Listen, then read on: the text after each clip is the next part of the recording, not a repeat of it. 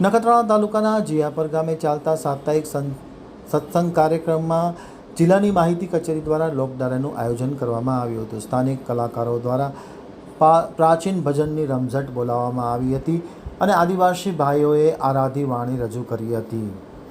હવે જોઈ નખત્રાણા આમતક ન્યૂઝ બ્યુરોનો એક વિસ્તૃત અહેવાલ. નખત્રાણા તાલુકાના જીયાપર ખાતે ચાલતા સાપ્તાહિક સુસંગ કેન્દ્રમાં આજરોજ જિલ્લાની માહિતી કચેરી ભુજ દ્વારા સંગીત રયાણ ગ્રામ્ય કક્ષાના એક લોકડાયરાનું આયોજન કરવામાં આવ્યું હતું.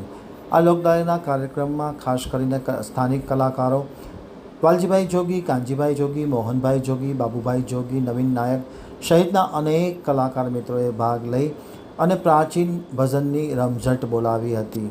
જીયાપર વાડી વિસ્તારમાં આદિવાસી ભાઈઓએ ઉપસ્થિત રહી આરાધી પ્રાચીન ભજનો રજૂ કર્યા હતા.